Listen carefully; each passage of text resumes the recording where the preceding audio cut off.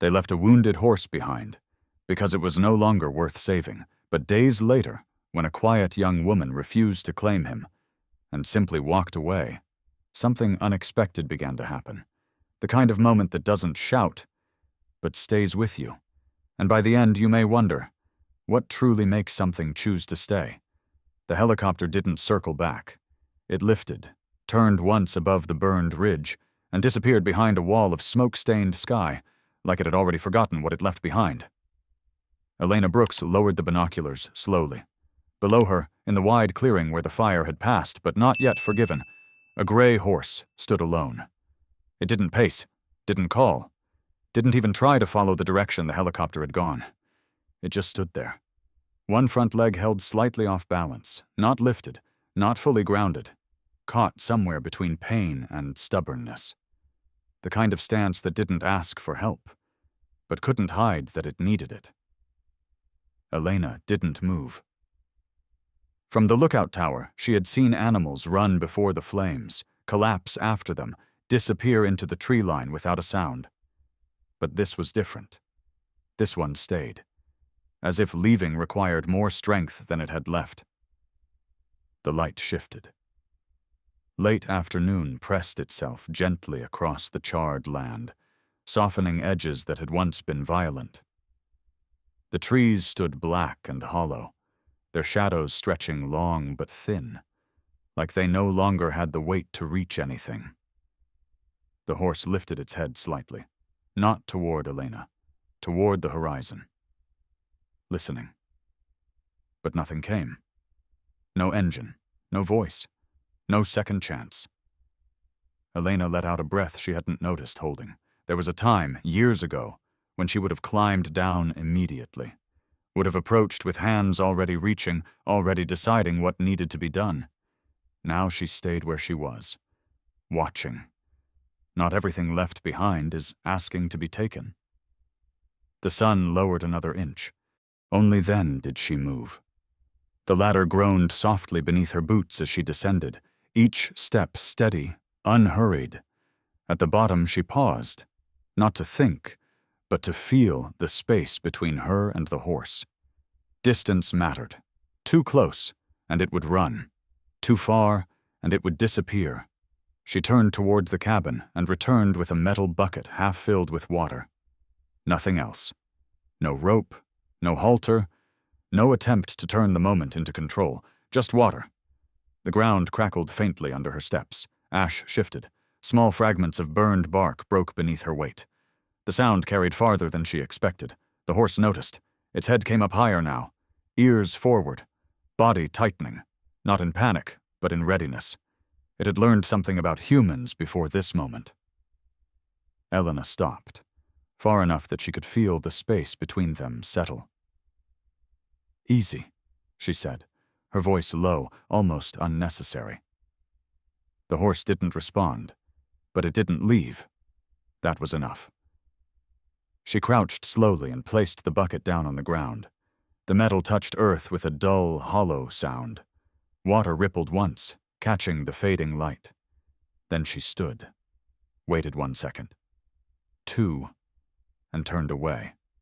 No reaching, no coaxing, no second look. She walked back toward the tower as if nothing had happened. Behind her, silence held. Then, a step. Not loud, not sudden. Just the soft shift of weight from hesitation into choice. Elena didn't turn around. Not yet. She climbed halfway up the ladder before allowing herself to stop. Her hand rested on the railing, fingers still, breath steady. Only then did she look. The horse had moved closer. Not much. Just enough to change the distance between what it was and what it might allow. Its head lowered slowly towards the bucket, pausing just above the surface, as if even water needed to be reconsidered. Then it drank. Small at first, then deeper. The ripples widened, catching the last light of the day before it slipped beneath the horizon. Elena leaned her forehead briefly against the wood of the tower post. "That's enough," she murmured, not to the horse, but to the moment itself. Night arrived without asking. The sky darkened into a quiet blue, and the burned forest seemed to absorb sound rather than carry it. From above, the horse became a still shape near the base of the tower. It didn't leave, even after the water was gone, even after the light was gone. Elena stayed awake longer than she needed to, not watching closely, just aware. Below, the horse shifted once, testing its weight again. The injured leg held, for now. It could have walked away. There was nothing tying it there. No fence, no rope, no voice calling it back, and still, it stayed. Elena wrapped her arms loosely around herself, not from cold, but from something quieter, something she hadn't felt in a long time. Not responsibility, not urgency, just presence. Down below, the horse lifted its head again, staring into the darkness where the helicopter had vanished. Not waiting anymore, just not leaving. Morning came thin and colorless, the kind of dawn that seemed to rise out of ash instead of sky. Elena climbed down from the tower with a stiffness in her back and a dull heaviness behind her eyes. She had slept in fragments, never long enough to forget the shape of the clearing below. Before her boots touched the last rung, she looked toward the place where the horse had stood through the night. It was still there. Not beneath the tower now, but nearer the edge of the open ground where a few young pines had survived the fire. It stood with its body angled toward the woods, as if remembering escape, though its weight still fell unevenly over the lame front leg. In daylight, the injury looked less dramatic and more serious. Not the kind of wound that shouted, the kind that settled in and changed everything quietly. Elena crossed to the pump beside the cabin and filled the bucket again. The handle squealed once, then gave way to cold water. She carried it back to the clearing, moving at the same measured pace as the evening before. The horse saw her sooner this time. Its head rose, ears turning toward her. But the fear in it was different now. Sharper in one way, calmer in another. It no longer looked at her like a stranger appearing out of nowhere. It looked at her like a question it hadn't finished answering. She stopped several yards away and set the bucket down. Then she reached into the pocket of her work jacket and pulled out a small bundle of dry hay she had gathered from the shed behind the cabin. It was not much, just enough to carry in both hands. She laid it on the ground a little beyond the water and stepped back. No voice, no invitation, only room. The cabin door opened behind her with a soft groan.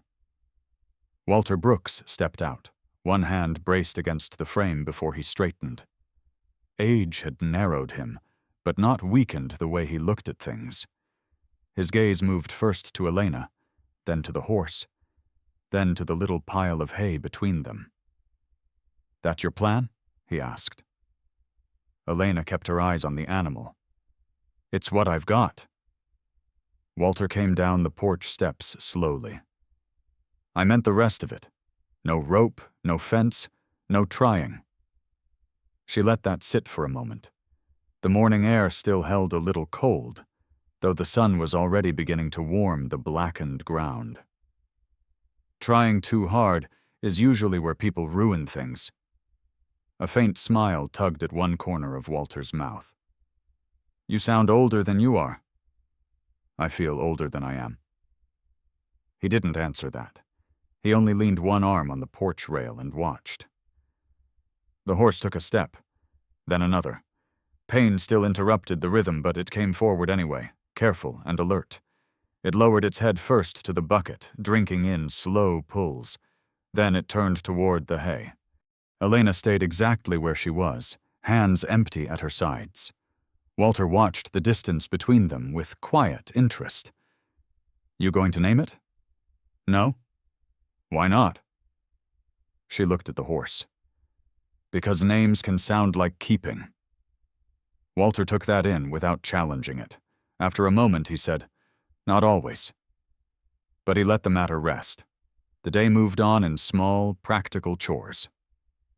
Elena checked the radio in the tower, cleared fallen branches from the narrow service path, and patched a loose board on the shed roof with a bent strip of tin. She worked the way she always did, without hurry, without wasted motion.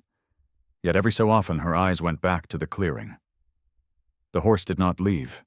It shifted with the sun, choosing patches of shade when the heat rose and open ground when the breeze changed. Once, near midday, it wandered close enough to the tower ladder that Elena could see the fine dust on its coat and the faint old marks near its shoulders where tack had rubbed over time. That told her something. This animal had belonged to order once, to commands, to human purpose.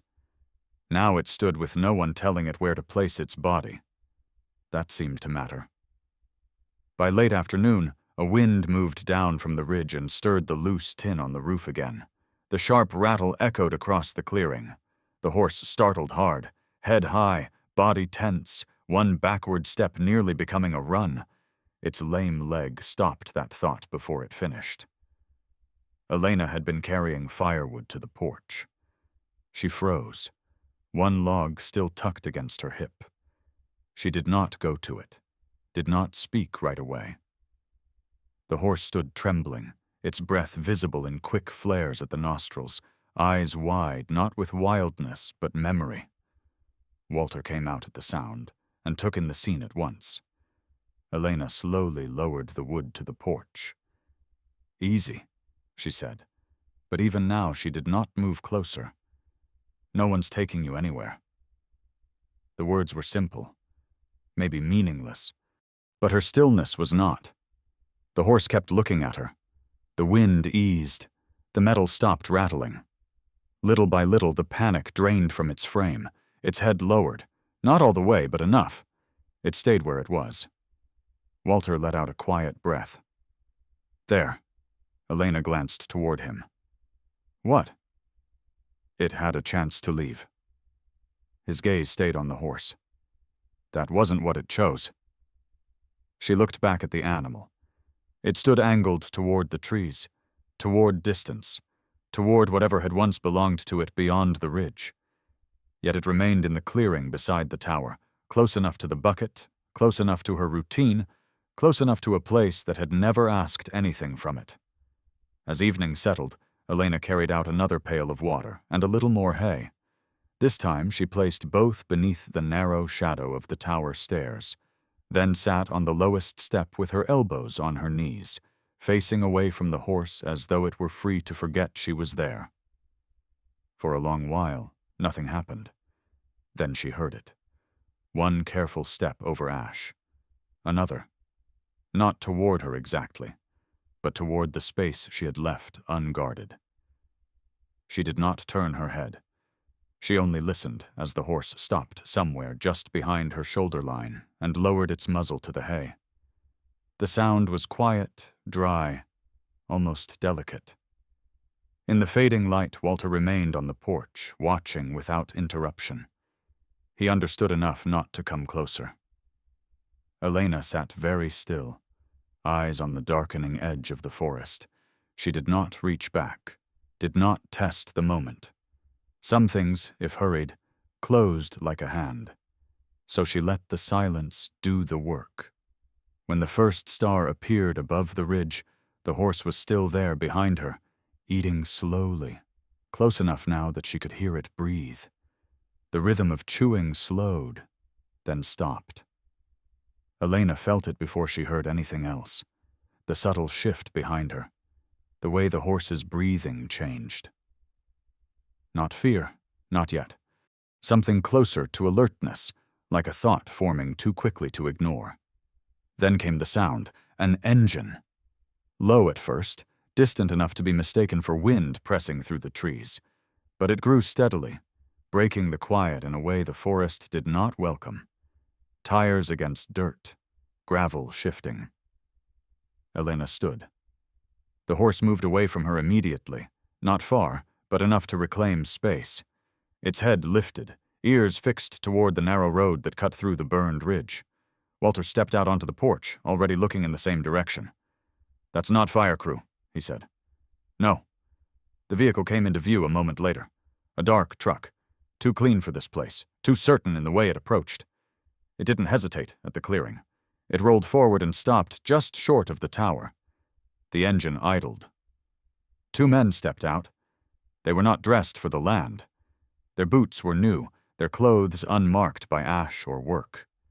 One of them scanned the clearing quickly, his eyes moving over the cabin, the tower, the ground, until they landed on the horse. There it was. Not surprise, recognition. Elena didn't move toward them. She stayed where she was, between the tower and the open ground, letting the distance hold its shape. The first man spoke. That him? The second nodded once. Has to be. They walked closer, not rushing, but with the kind of calm that came from already believing something belonged to them. Walter stepped down from the porch, but didn't go far. He stayed near the edge, watching. You from the crew? He asked. The first man shook his head. No, sir. His attention never left the horse. He's not ours, Walter said. Not yours, the man agreed. Then he looked at Elena. But he was someone's.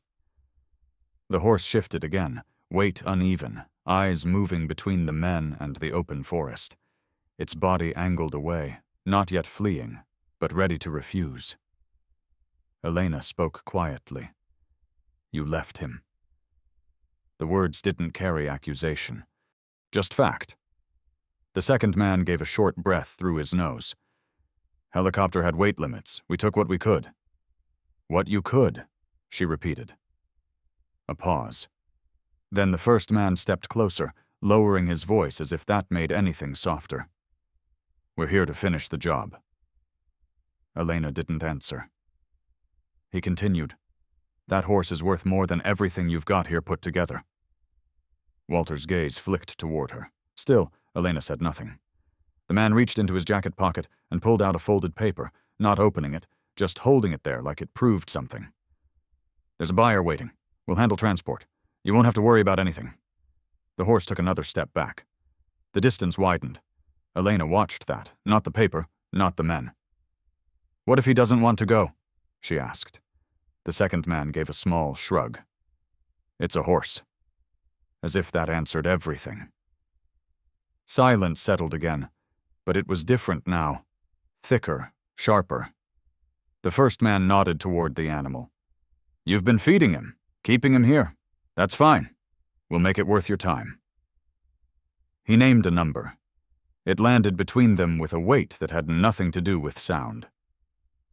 Walter's hand tightened slightly on the porch rail. It was enough. More than enough. Repairs, medicine, things they had been putting off for too long. Elena felt it too. Not temptation exactly. Possibility. For a brief moment, she imagined the cabin without its worn edges. The roof sealed properly. Walter not counting pills before deciding whether he needed them that day. The thought didn't stay long. Behind the men, the horse shifted again, not panicking, choosing distance. Elena stepped forward then, not toward the horse, toward the men. She stopped a few feet from them, close enough now that they had to look at her instead of past her. You can take him, she said. The first man relaxed slightly, as if the outcome had finally aligned with expectation. Then she added, if he walks. The man frowned. What? Elena's voice didn't rise. No rope, no forcing, no pulling. She gestured lightly towards the horse. You want him. You walk up to him and he comes with you. The second man gave a quiet laugh. That's not how this works. It is here. Walter said nothing, but Elena could feel his attention settle on her, steady and unbroken. The first man glanced at his partner, then back at the horse. For a moment, calculation replaced certainty. Fine, he said. He stepped forward. Slow at first, then more direct. His hand lifted slightly, as if already expecting something to meet it. The horse didn't bolt. It watched. The man closed half the distance. 3 steps more. 2. Then, the horse moved. Not fast, not violently, just back. 1 step, then another. The injured leg caught the rhythm but didn't break it. The man followed, impatience creeping into his posture. "Easy now," he muttered, though there was nothing easy in the way he moved. The horse turned slightly, angling its body away. Another step back. Another. The space between them refused to close. After a few seconds, the man stopped. His jaw tightened. "It's spooked." Elena shook her head. "No." The man looked at her. "It's deciding." That hung in the air longer than anyone expected. The horse stood now near the edge of the clearing, the burned forest behind it, the open space between it and the men untouched. It could go either way. No fence, no hand on it, nothing but choice. The first man exhaled sharply and stepped back. "We don't have time for this." He folded the paper again, more forcefully this time. "You're making a mistake." Elena didn't respond. The engine started again a moment later. The truck turned, tires grinding against dirt and ash, and drove back the way it had come, taking its certainty with it. Silence returned. Real silence this time. Walter let out a breath and stepped down beside her. "That was a lot of money." "I know." He studied the horse, now standing still again, watching the empty road. "You sure about that?" Elena followed his gaze. The horse didn't move toward them, didn't move away. It simply remained. "I didn't keep him," she said quietly. Walter nodded once. "No," he agreed. "You didn't." The dust settled slowly after the truck disappeared, as if the land itself needed time to remember how to be quiet again. For a long moment, no one spoke. Walter remained beside Elena, his eyes following the empty stretch of road until there was nothing left to follow. Then he looked at her, not questioning, not approving, just seeing. "You didn't hesitate," he said. Elena kept her gaze forward. "I did." Walter gave a faint nod. "Just not long enough to change your mind." She didn't answer. Across the clearing, the horse had not moved far. It stood where the edge of the forest began, half in shadow, half in the fading light. Its head was turned slightly toward the direction the truck had gone, but not in longing, more like recognition. Of something it had already outgrown, evening arrived without urgency. The sky softened, the air cooled, and the long shadows of the burned trees stretched once more across the ground. Elena carried water out again, placing the bucket in the same open space as before. Routine, not an offer. The horse waited until she stepped away. Then it came forward, not cautiously this time, not testing every inch of ground. Just walking. Still uneven, still careful, but without the pause that had once defined every movement. It drank. Elena watched from the porch, her hands resting lightly on the wood railing. Walter sat in the chair beside her, silent, his hat tilted back just enough to see. After a while, he spoke. He could have gone with them. Yes. He didn't. No? Walter shifted slightly. That doesn't mean he'll stay. Elena nodded. I know. The night passed more easily than the ones before, not because anything had been resolved, but because something had been understood. By morning, the air felt different. Not warmer, not brighter. Just settled. Elena stepped outside with a quiet awareness she couldn't quite name. The clearing looked the same. The tower, the cabin, the scarred ground, all unchanged. But the horse was closer, not by accident. It stood near the base of the tower, not beneath it, but within its shadow. Its head lifted when she appeared, ears forward. Not in alarm, but in attention. She stopped where she was. There was no need to move closer. For the first time, the space between them didn't feel like something that needed to be measured. Walter came out a moment later, slower this time, one hand briefly resting against the doorframe before he joined her. Well, he said quietly. Looks like he made up his mind. Elena watched the horse. He's allowed to change it. Walter smiled faintly. So are you. The words stayed with her longer than she expected. Later that afternoon, the sound of another vehicle came up the road. Different this time. Slower. Elena felt it before she saw it. That subtle tightening in the air, not of fear, but of something returning. The truck that appeared was older, worn by use rather than display. It stopped at the same place as before, but the man who stepped out carried himself differently. He didn't look around first. He looked at the horse. For a long moment, neither moved. Then the man spoke. A name.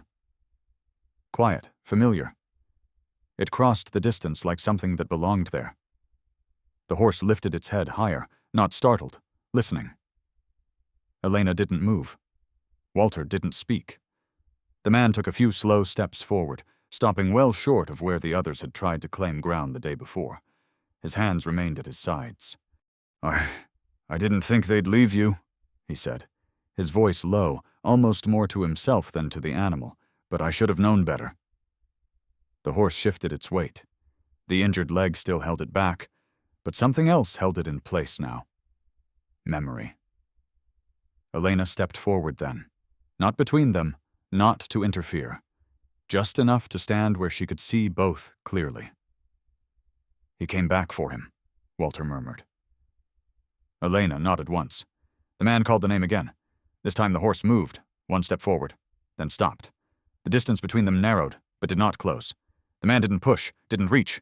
He only stood there, waiting. And that made all the difference. Elena felt something shift inside her. Not loss, not relief. Something quieter, understanding. She walked to the gate. There was no urgency in her hands as she unlatched it. The metal gave with a soft click. The opening stood there, simple and clear. No barrier, no claim. She stepped back. You can go, she said. Not to the man, to the horse. The clearing held its breath. The horse looked toward the open gate, then at the man, then back at Elena. The moment stretched. Not dramatic, not loud, just full. Then the horse turned, not toward the gate, toward her. It didn't come all the way.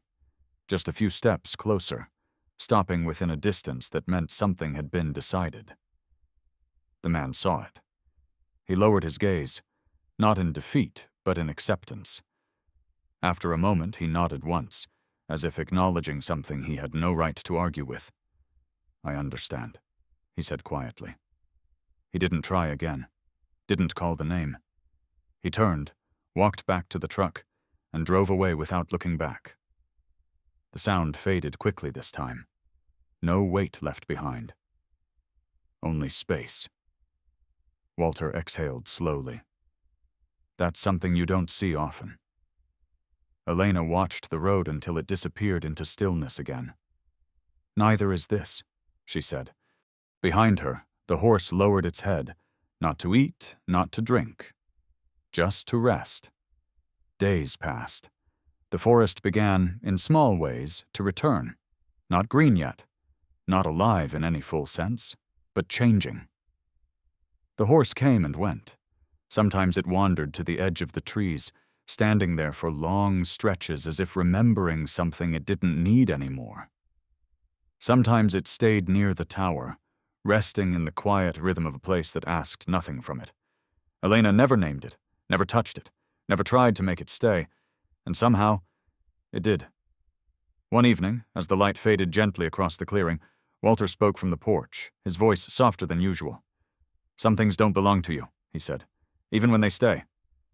Elena leaned against the post, watching the horse stand in the open, calm and unguarded. I know, she said. And for the first time, it didn't feel like something she had to accept. It felt like something she had chosen. Sometimes, what stays isn't what you hold on to, but what you choose to let go of. This story isn't about saving a horse. It's about learning how to love without control. If this meant something to you, share your thoughts below, and stay with us for more quiet stories that speak when words fall short. If this story meant something to you, share your thoughts below, and subscribe to Horse Heart Healing for more stories like this.